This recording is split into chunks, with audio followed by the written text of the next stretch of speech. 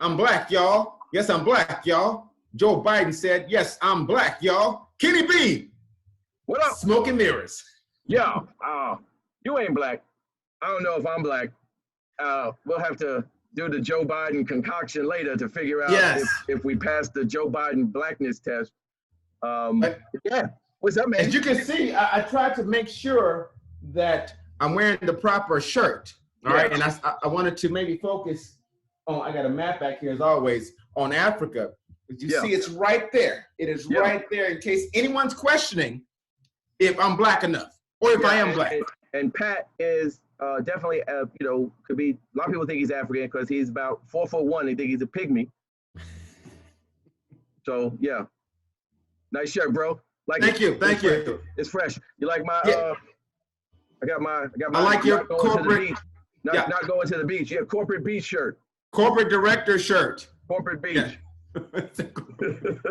All right, so man, so much to unpack today, man. So how you feeling? So it's Memorial Day weekend. The country is starting to slowly reopen. Yeah. You know, the vibe of the whole Corona thing. We got some stuff on that. Oh, by the way, thank anybody for watching, but please like and share if you can. Thank you.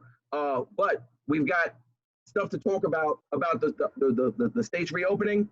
Okay. And why there may be incentive built into the stimulus bill for why you would put people at risk. What happens if a whole bunch of people get corona? What if people are getting paid more money for corona? Can't talk about that money. That's right. So also some other stuff we've got the Ahmaud Arbery stuff that's still going on in the news. More videos of him. Breonna Taylor's boyfriend, Kenny Walker, and those charges. But most importantly, we got somebody telling us what black is. You ain't black. Time out, sir. Happy Memorial Day weekend, sir. Do you have a beverage nearby? Libation? Yes. What might you have there, sir? All right, so what do you have there, sir? This is in tribute to my family, to my ancestors. This is a little bit of Crucian rum and Coca-Cola. You know, my family said rum. Yeah, my family's Crucian. I'm Crucian and Puerto Rican. So from the rum. Whoa. Puerto Rican. Hashtag. You ain't black. Right. I ain't Puerto Rican. I ain't black. I ain't nothing. You ain't black. I'm in the same bucket with half Chinese, half Mexican kids. We just biracial. Just biracial. Hey. Half Indian, half Canadian. You biracial. You're biracial, and we're all the same. We're all the same, all biracial. Listen, and for you all out there, y'all need to follow Kenny's page. I'll let him share that later. But there's been a dispute, and some are saying Kenny ain't black enough because he'll explain that later. You know, he light-skinned looking. You ain't shades dark enough to make comments that you make about our culture. I, sir, am having. Please notice the ice there. It's rounded. I did that on purpose. Didn't quite work out. This is.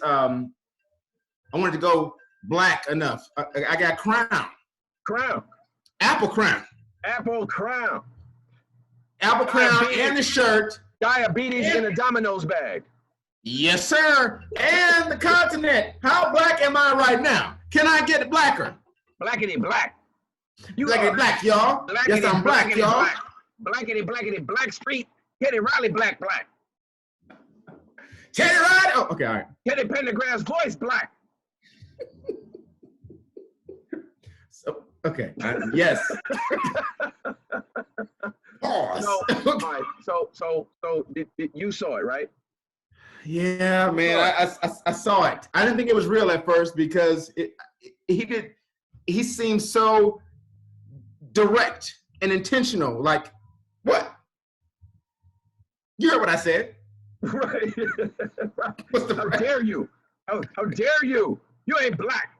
So what that immediately hit me with was, because I knew what was going to happen. I knew that Black America was going to side with Joe Biden over that faux pas. They're going to forgive it.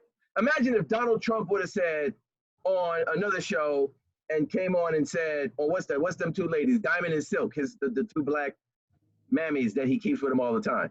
So imagine if he would have went on Diamond and Silk's, Mammy show, and Donald Trump would have said, if you ain't down with low black unemployment and me letting people out of prison, more black people out of prison in 4 years than Obama let out in 8, if you ain't down with that, then you ain't black.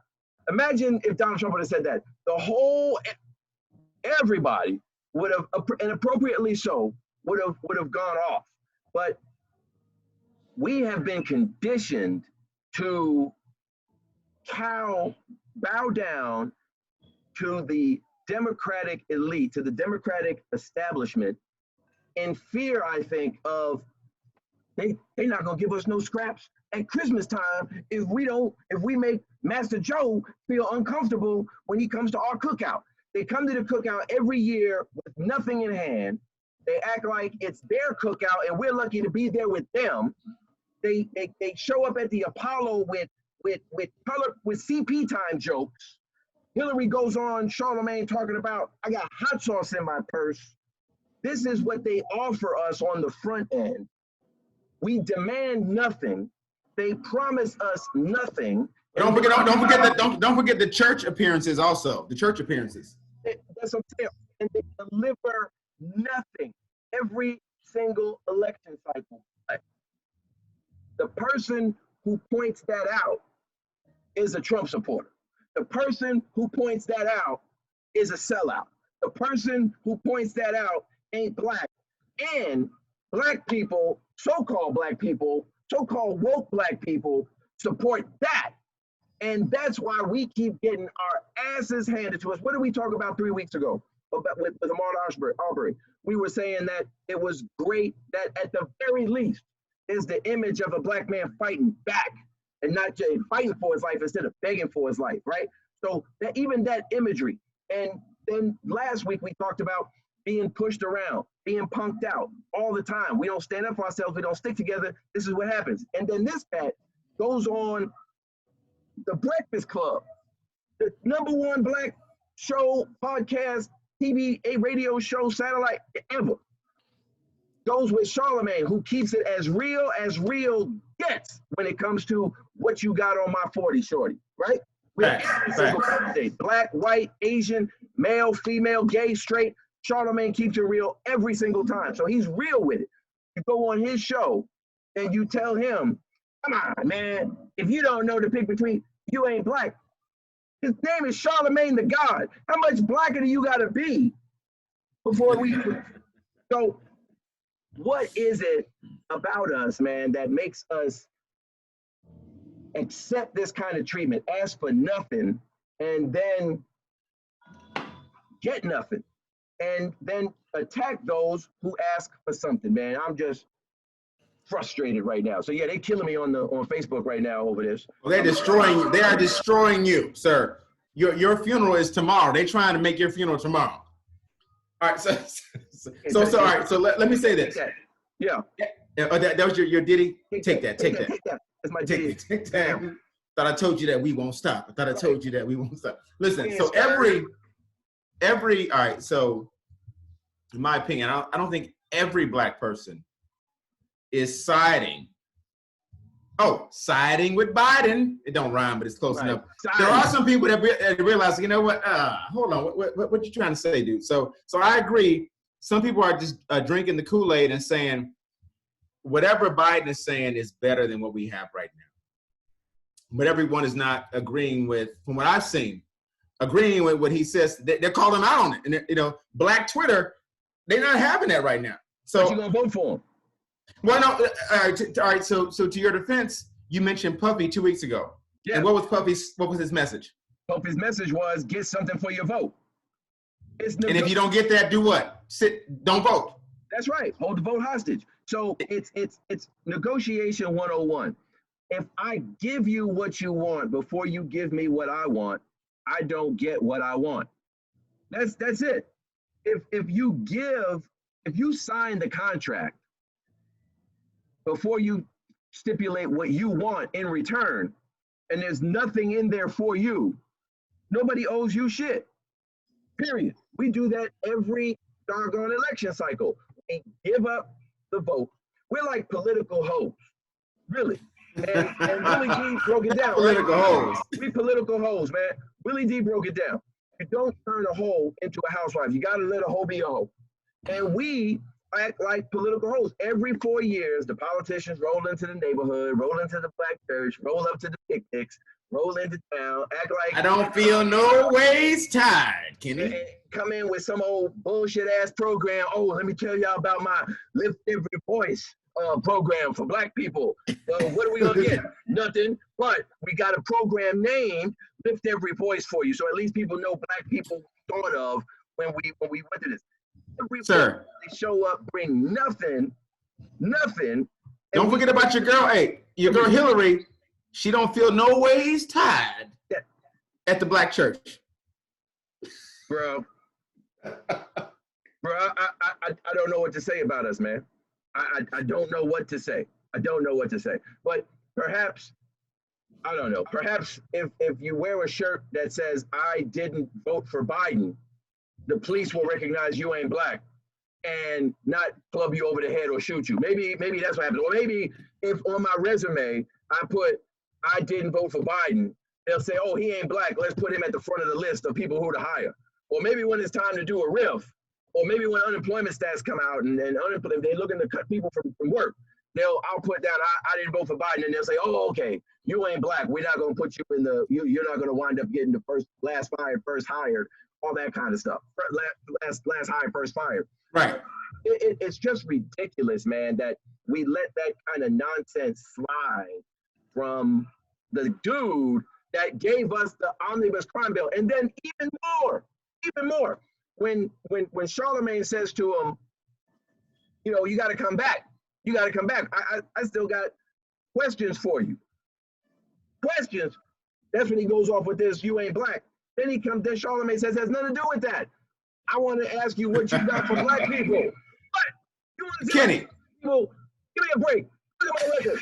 I voted to extend the Voting Rights Act for 25 more years. Come on, man. Give me a break. That's your go-to? What is he threatening them up? Next time I won't vote to extend your voting rights. Black people won't be voting in the next election. Who was the person in the background of the video? Yeah, we're almost done here. We're gonna be finishing up. I got my wife's coming.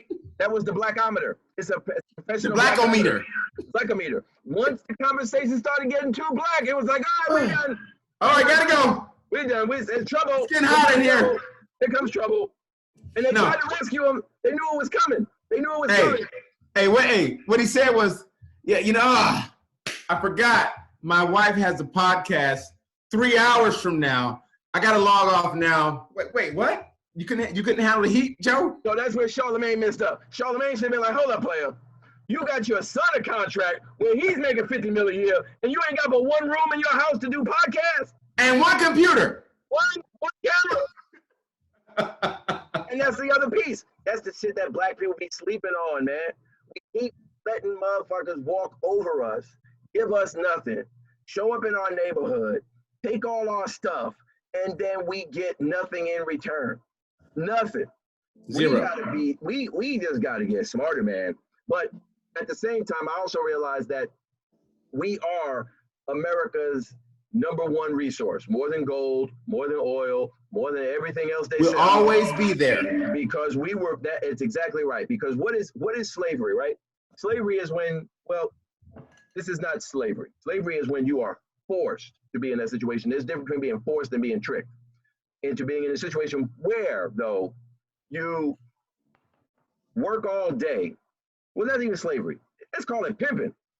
Because you work all day, you make all the sacrifices, then you earn the money, and then you come home and give the money back to daddy, right? You got nothing. You got a roof and food. But daddy got all the money for your efforts. And that's sort of what happens, right? We are, when you talk about from a business perspective, we're everybody's #1 consumer. We buy more Nikes, if we like it, we buy more of it than anybody else. We probably buy more Gucci than anybody else in Gucci. We buy more Tommy Hilfiger, buy more of, whatever balling out is, we buy more of it than everybody else because we just do that. So, but we don't give that money to our own community. We spend all that money with the same folks where we work, basically, and we don't work for each other. We work Yeah. for white corporations for the Right. most part, or the government, and we spend all of our money back in white businesses. We don't even support black businesses, right? So we essentially go out in the fields all day, earn what we're supposed to earn, and the master or the pimp is the one who actually gets richer, while we just go day to day to day with the bare minimum of food and a roof over our heads. And we don't, we're just not supportive of one another, man. We should be building our own shit by now. Right. I don't think white people, I don't think that the people that Trump inspires, the ones that we're intimidated by or angered by or afraid of, or whatever it is, the issue we got with Trump supporters, I don't think they hate black people because we're black. I think they hate us because we're punks, because we don't stand up for our own freaking selves. We watch our kids get killed, then we go to church and we pray about it, and then the next kid gets killed. And then we go to church and we pray about it, and the brother gets killed. And we go to church and we pray about it, and the sister gets killed. And we keep doing the same thing. We don't stand up for ourselves. No other culture deals with that shit. Nobody else is getting jacked up like that, and nothing's happening. Not the, not the Spanish community, not the white community, not the... Okay, no one. I agree. All right, so two things, Kenny. To your point, when you mentioned black businesses being supported by black people. So no one in this country has the hustle mentality like people of color. There are people that have full-time jobs doing one thing, but on the side, they have the best flower boutique business. They have the best t-shirt business. They have the best catering business, and finding people that want to support those businesses are key. So I agree. So as we channel our money into other businesses, we should find a way to support each other, because you know what I do. So by nature, I'd say the average entrepreneur, black entrepreneur out there, has about 3 things going on in the background. Just trying to find the right channel, the right person to support that business. But I think you know the number, your numbers guy, you know how much money that we pour into the economy, right? Billions per year, but you know how much of that money? How much? Trillion. Right. We spend, African Americans spend more than South Korea's GDP. The whole country. The whole country. And we don't have an army or infrastructure or roads or hospitals or anything that we have to pay for. All right. So with that being said, you know, how do we determine where the shortfalls are with that, and we aren't able to support those businesses? The second thing is, when we get done talking about hashtag you ain't black, right?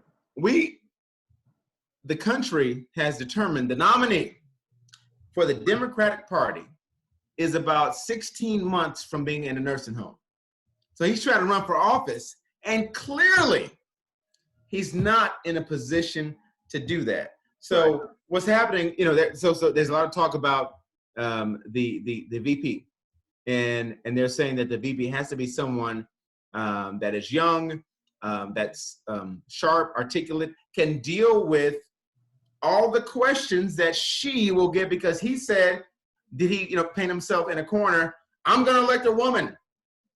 So let's select a woman as my VP. Right. So that woman will be asked so many questions about the allegations that are against him. So the right woman must have thick skin to answer all those questions every day once she is selected as his running mate, to answer those questions about, okay, so Joe Biden has been accused of this.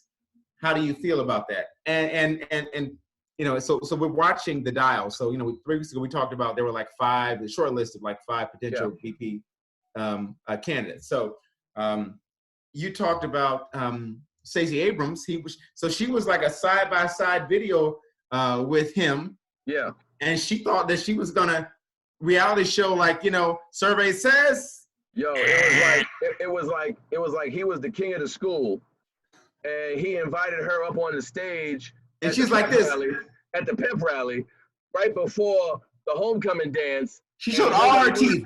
And he still hasn't picked who he's taking to the prom with him, to the homecoming dance with him. And he brought up on the stage, and they was like, "Yo, you got something you want to announce?" And please. And she was like, and he was like, "Hell no, ain't nothing happening, ain't nothing popping. She ain't sad like face. that. We ain't like that. No. So he already played her out. Look, we haven't elected a Democratic nominee yet. We just don't have anyone else who's running. We had 4 years to choose somebody way better than him. Stop VP. Oh, well, yeah, we haven't elected anybody.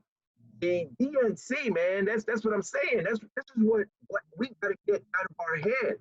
We got to stop projecting our good qualities onto folks that haven't shown us that they have ever demonstrated those qualities.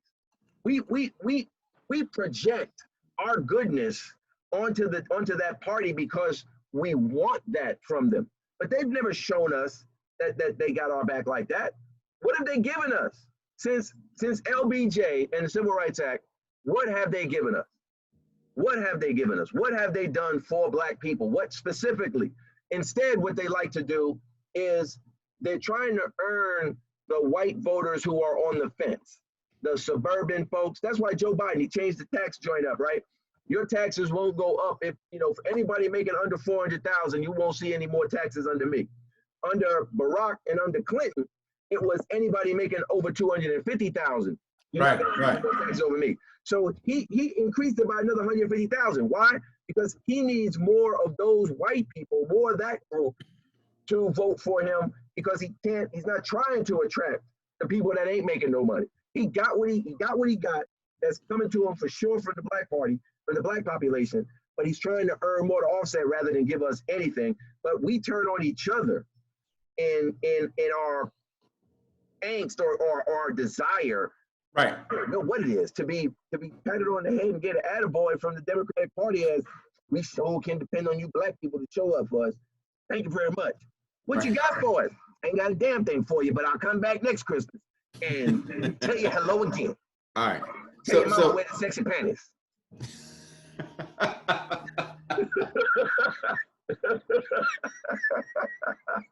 Kenny, let's put it into perspective. Hey, on that note, hey y'all, hey family, Kenny, let's unpack it and peel back the onion. Okay. 45, as you remember, he said, listen, what do you have to lose? Right. He said that. Yes. Black people, what do you have to lose? What Black people went off? They got mad. MSNBC, all them black faces that you everybody. MSNBC, and then, huh? Every Black person got mad. All of them. So let me be clear on one thing. So I follow, of course, your personal page, and people scream that you are a Trump supporter. So let's be just clear right here, right now. Yeah. You are not. You are right in the middle, and you identify. I'm not in the middle. I'm not even on that fucking field. Fuck Trump and fuck Biden. Fuck Trump and fuck the Democratic Party. Hey, what you really trying to say, Kenny? Fuck them. Don't bite your tongue this time. That's right. I want to support those who support me. Who is supporting initiatives that are going to make the world safe and fair for my son? If you're not working to make the world safer and fairer for my son, fuck you. Fuck you. All right. That's my political party. That was good. That's good. I like that. All that will not fit on a button, though. So right. Hashtag all that. So fuck you party. F you party. Yeah. All right. So having said that, as it relates to protecting your son, we have to talk about what's going on with Ahmaud Arbery. Unfortunately.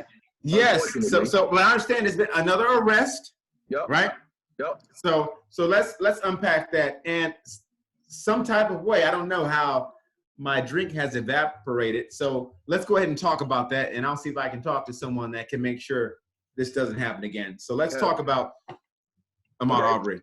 Right on. So we saw what Ahmaud got the new stuff going on. They GBI just arrested William Roddy Brown. That's the dude who was chasing him down in the car, basically herding him over to where they were waiting for him to execute him. Yes, sir. Yes, sir. He tried to play the funk like, I had nothing to do with that. I was just following. My man didn't when the shooting popped off, my man didn't gasp. My man didn't stop recording. My man didn't blow a horn. He didn't say, none of that. What are you doing? Oh my God, nothing. Because he was down with the shit. He was recording it. Who turned on him? Who reported him? He's like, I don't know these guys. I was just minding my own business, reading the Bible, and I just saw something happen outside, and I grabbed my phone. They're like, no. Right. You were part of it. Right. See, they I don't think they realized. They thought they were in Mississippi, Georgia. Mississippi, Georgia. Yeah, they thought they were in Mississippi, Georgia. They thought because they were far enough away from Atlanta that black people don't got no fucking pull. Wrong answer. Brunswick ain't that far. That's right. And black folks in Georgia, in Atlanta specifically, it's why all black people in America, move your ass to Atlanta. What? Atlanta. Hey, all of them? All of them. Half of them. Set up Atlanta and Atlanta satellites all over this motherfucker. Because Atlanta's figured this shit out. Atlanta made sure that the GBI knew, don't bullshit. Go on down there, make something happen. Because the governor lives in Atlanta. Folks ain't afraid of white people in Atlanta like that. It ain't that kind of party. We got black people from all over the country that have moved to Atlanta. And they moved to Atlanta, why? Because they want to be around black people. They want to be around black people who doing stuff. They want to be around black people who's winning. And that's what Atlanta's full of. And we ain't afraid of none of that bullshit. Atlanta is like Harlem on steroids. It's like Chicago on steroids as far as black preparedness. So now, not only did we take it from the white boys in the South who was ready to let them slide, right? Not only did we take the case from them, we gave the case to a sister. I think she's an AKA or Delta, one of the two. I don't want to insult anybody, but she definitely a sorority sister. Yes. And she's going to be handling this case up here in Atlanta. That's correct. All right, so a couple things there, sir. So you mentioned Chicago, and I thank you for mentioning Chicago. So I looked on your page, and you did a post earlier this week, and people destroyed you based on what you mentioned about black men being killed. Yeah. And I'll let you unpack that. So you know the post, it was a lot going on. So make your statement, and I will follow up with it. So go ahead. So the post was basically a picture of a black man in Klan garb. And the point of the post was that the Klan killed X number of is on record for having killed X number of black people. But we got way more black people that have been killed by black people in Chicago this year than that number. Now, granted, the number is probably underreported by the Klan, of course. But at the end of the day, it doesn't matter how many people your enemy kills of you. Why are you killing you? And how can you demand that your enemy stop killing you when you killing you more than anybody else is killing each other or anybody else is killing you? I gotta play devil's advocate. Yeah. So as you're laying down your retort to whatever folks are saying, people aren't in Chicago wearing a white hoodie. That's right. Killing black men. So we know that there's people that are police chiefs that work for positions that are very corporate, and they have ties to people that are dedicated to the demise of black people. Mm-hmm. All right. So when you say that, and when you say, because I saw the post, it was a black man in a Klan's outfit and saying, so you know who has killed more? So Chicago, typical summer, may have 3,000 people shot, 3,000 black men shot in a summer. So of course, you know, you can't say that the Klan has shot 3,600 people in Chicago, but devil's advocate, you don't know behind the scenes how many times have people may have planted information, may have arrested people just based on, during the day, I'm Daryl. I'm Daryl Thomas Walensky, police chief. Right. But at night, I'm throwing on that hoodie. So you don't know the connections where people have. So I saw some of the posts and people were saying, how can you say that black folks are killing more black people than the Klan when, of course, it's not 1956. Right. So the folks that operated in that realm wearing a hoodie. So let's say the Blue Klux Klan instead of the Ku Klux Klan. Okay. Let's say police then. Let's say police and Klan. Let's say police and Klan and white security guards and white vigilantes all combined. I bet you if you pull the data, there's not more than 1,000 of them. And if there are 1,000 of them, that's 1,000 too freaking many. I'm not arguing that the 1,000 is acceptable. What I'm saying is that just that if we are that angry at the 1,000, we should be as angry at the 5,000 that we do to each other. It doesn't matter to the parents of the slain of the victim. It doesn't matter to the child of the victim. It doesn't matter to grandma of the victim that the murderer, the assailant, was also black. That doesn't matter. I hate you. I hate you. So why don't we hate the people that hurt us? Instead, we continue to empower people who hurt us or hide people who hurt us. What is this street code? Tekashi 69 got it all up out in the front right now. Everybody's talking about the street code, the no snitch code. We ain't snitching on the brother that killed the kid in the neighborhood. There was a kid earlier this week. I forget what city he was in. Coming home from the candy store, shot in the head. Mother's on TV begging for somebody to turn the killer in. We won't turn that killer in. We'll honor the snitch code. But had it been a white cop who did it, we all snitching then. See, we down to snitch. Hey, we hashtagging. There's like 4,000 hashtags per hour on hashtag find this white cop. Snitching on the white cop. That's what I'm saying. So it's appropriate to snitch at certain points. And we should be snitching every time somebody kills somebody in our freaking neighborhood. But instead, we reward a behavior that we don't want to see repeated instead of rewarding behaviors that we do want to see repeated. And that's why that behavior repeats itself. So with that being said, there's two sides as it relates to social media to this Ahmaud Arbery, these new videos that are coming out. Yeah. So, all right. So those that want to condemn him, TMZ has found like 2 videos prior to the main video of him being arrested. Right. One video was when he was tased by the police officers for something that happened, and of course they found the worst of the worst, and he was fitting the criteria, blah blah blah. And then they dug up another video from 3 years ago where he was with some friends, and he was accused of stealing TVs. So that's their narrative. So we talked about 2 weeks ago. I told you they're going to paint the worst narrative ever. Same process. Yes. Yeah, so another hat that I wear, I've done comedy. So I love how, and this is nothing about him. So people watching and listening, put that on pause. But whenever a black person is killed by the police, mama, grandmama, auntie, they're going to find the best picture ever. They're going to go back to 3rd grade when he did the Easter speech, and he was wearing the graduation hat. Right. I love Jesus. The pink tie. They're going to show that picture. Right. They killed him. Right. That was 1984, ma'am. What was going on yesterday when I'm just saying. So it works both ways. So those that want to prosecute him, they're going to paint the worst picture. Aha! He smoked marijuana one time in 2018. And the folks at home, look at him graduating from the Atari Pac-Man school in 1984. He got the highest score in Pac-Man. He was such a good young man. Right.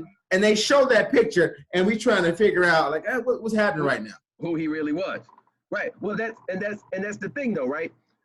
We've supported the people who have painted the narrative of us as the super predator. That's who we support. Joe Biden. And Hillary Clinton and Bill Clinton. So we support the folks that paint that narrative. We support folks that say black folks got to quit asking people do stuff for us that ain't nobody else asking for. Ain't nobody else got run over by a damn truck through their legacy. We did. I need some crutches, motherfucker. Give me some crutches so I can get till my leg heal. Shit. So that we got to stop supporting the folks that belittle and demean and paint that narrative, that because somebody else paints the narrative, but then when the people who we kick it with agree with it, then we are de facto signing off on the narrative as well.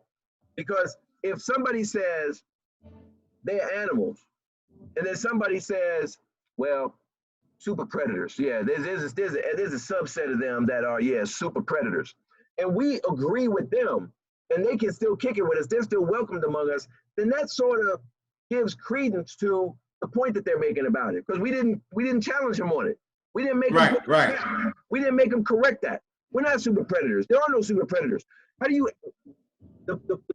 under that crime bill that Joe Biden and the Clintons were pushing, there was the Violent Criminal Conduct Act or whatever in law enforcement, 94. So there was two elements of it. One is to reduce violent crime, and the other one is to increase the number of law enforcement.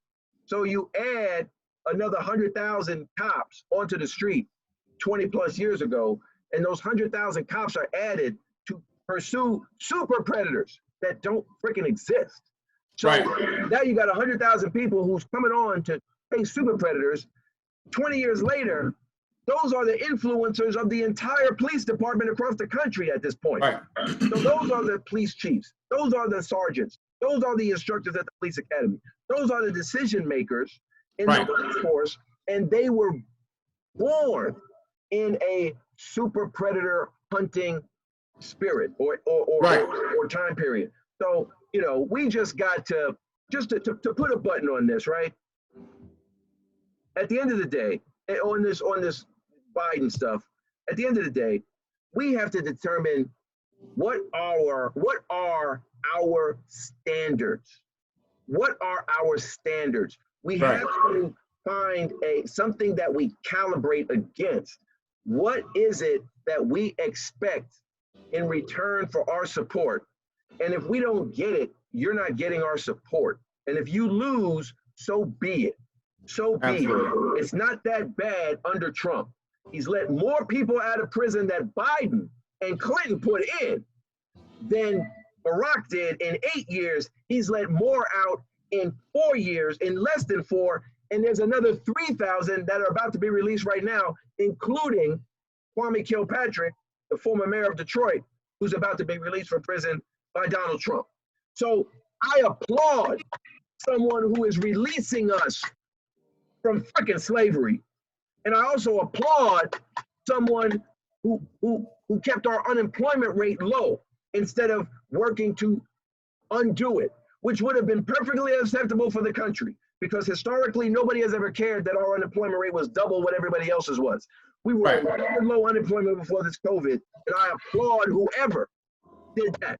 I'll vote for that, but I'm not voting for a person. I'm voting for your record. I'm voting for your platform. I'm voting for your plans or against your plans for my demographic. So we just got to do better on that. But we got to talk a little bit about Corona, because there's some interesting information that I recently found out about Corona. There is a way to have a Corona hustle. Okay, all right. So let me jump in real quick, and I'll let you elaborate for the folks. So what I read, and I know you have your finger on the pulse, was yes, I see all that. So my understanding is a Corona diagnosis in a hospital is $13,000 from Medicare. All right, so if you put on a ventilator, that's $39,000 to Medicare. But you're saying it's way deeper than that. What do you have, sir? Way deeper than that. So yes, those numbers, correct. I didn't see those particular numbers, but yeah, I knew there was something. There's some numbers. I didn't retain the exact number. But yes, You are correct. But inside of that stimulus bill, there is a reward for every corona case.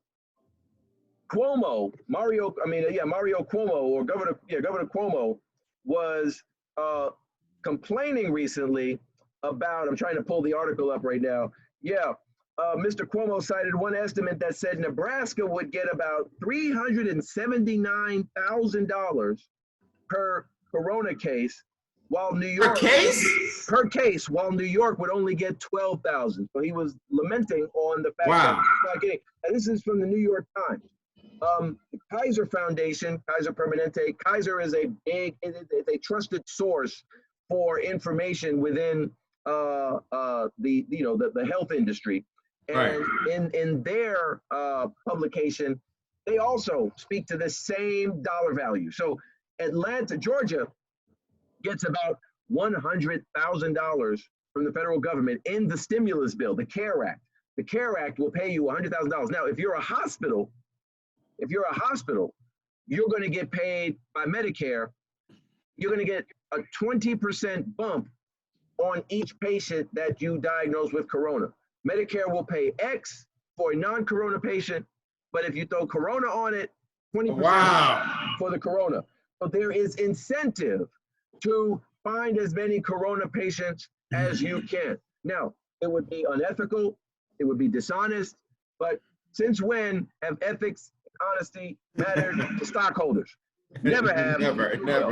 Or CEOs. So the CEOs of these hospitals are being entrusted with a legislation that will reward them for every corona case with a 20% increase. And the governors of states are being rewarded with $100,000 to $400,000 per corona case. So if I'm a governor, and my businesses are shut down and I'm not getting tax revenue, I'm gonna open the state up. If there is no corona, I'm gonna get all my tax revenue back. If there is corona, there's about to be a pandemic, and I'm getting 100 to 400,000 Kenny, per case. So you're telling me before what you just stated happened, if I go to the hospital, like, yeah, you know what, I think I'm in a lot of pain. My shoulder's out of place. I think I hurt it. I was doing some work in my backyard. It's dislocated. Do you have a headache? I think I do. Have you sneezed this week? I sneezed last week. You're positive. Corona! You're positive. I can't imagine how many death certificates there are out there that say corona. Kenny, grandmama, 107 years old. She died of corona. I get paid for every corona death as well. It wasn't because she was 107, it had to be corona. That's right. There is more revenue for a corona death than for a corona case. So Kenny, you telling me when that dude goes to the hospital or the clinic and said, I'm having a hard time, I can't, it's kind of hard to say, I can't please my spouse. I have a situation, they're gonna write him a referral, you need to go to the doctor, to the hospital. And the reason why you can't perform is because corona is in your penis. Write the check. What I'm saying is, I'm not saying that's happening, but what I'm saying is if somebody did do that, they'd get 20% more. Okay, so there's incentive to categorize whatever it is, corona. So what that does is, that paints the accuracy of the corona data and some percentage of how much I should be able to trust and how much I really do trust the people who are operating that business. Kenny. So you have a hospital industry that could give a shit about you getting better because they only get money off you getting sick. So that group is responsible to make sure that they're not padding the numbers in order to generate more revenue for their stakeholders during this ripe opportunity for them to do a ripe opportunity. And the Democrats, in conjunction with the Republicans, wrote this shit. So when you argue with me that I don't vote blue no matter who, Bullshit. Kenny, What's better? Nancy Pelosi is trying to get another $3 trillion of relief to everybody. Right. Nancy Pelosi. Yeah, no, in that $3 trillion, there's only a few $1,000s for the regular people. The other trillions go to giving states, rewarding states for putting us at risk. And it goes to the governor's pockets. Okay, I got you. Okay. That's exactly right. All right. So on a lighter note, guess what? I've sneezed twice in the last 3 months. Have you noticed? You don't want to cough around people? Yes. Or sneeze. Like, you know what? Yo, I was out for a walk. And the pollen got in my throat and I kept coughing. And I felt like I was wearing like a whole Muslim garb with a bomb outfit on. What am I gonna do? Like I was a terrorist walking into a restaurant. I felt like everybody was looking at me like I was a threat. But here's something that's very interesting. So I take a walk in my neighborhood. So in the evening, I gotta get we gonna get our sunlight. So I can see that on your skin, brother. We'll put our mask on and we'll go take a walk. I got a 12-year-old boy. You know what I mean? We're not gonna be punks to this shit. I'm not teaching them fear. Teaching them respect the numbers though. So we go for our walk, and it's amazing. All the Trump supporters you see out there, they're not wearing MAGA hats. Zero, no MAGA hats. They wear no masks. That's the code. Because when you have your mask on, they look at you like you violating. They looking at me with evil intention in their eyes. I can see the disappointment in them. Like, what the fuck is it? Like they looking at me like I'm not one of the clique. So there's a lot of folks out there not wearing the mask. All right, What's going to happen to them? Kenny, how much time we got? Where we at with time?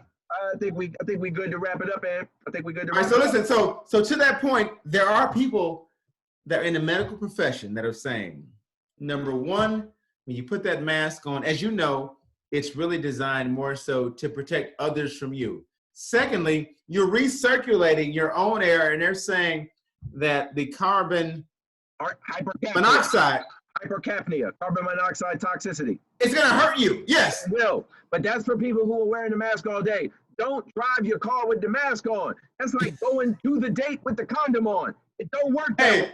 Hey, that's like wearing the condom. Hey, wearing the condom before you even get to the restaurant to meet her. You're driving to the date with the condom on, sitting in the movie with the condom on. Don't make me show you what I got going on, girl. Right. She's like, I'm sorry, what's your name again? We haven't met yet. With the Lou Rawls music in the background. So yeah, it's You'll never find. Hypercapnia is what that's called, and it's real. So don't wear. It is real. All day. Don't wear your mask driving around, sleeping, taking naps, sitting on the toilet. All right, cool. Look, man, I think we're almost done here, man. So there's so much to unpack. So, like Kenny said earlier, if you enjoyed the conversation, you must like this page. Smoke and Mirrors. Like and share us, share us. Like and share. Like and share. Tell your friends about it. We're more engaging also. So send us messages. Give us topics that you want us to discuss. And we will discuss those topics. And Kenny won a battle, not like 80s breakdance battle, but he wants to talk about. There is a word for people who disagree with me. What's that word? Wrong. You wrong. That's the word. All right, sir. So are you done with your libation, sir? All right, so cool. Smoke and Mirrors. We do this every week. Like and follow the page. Kenny, give them some and send them home. I'm out of here. Peace. Don't be a sucker.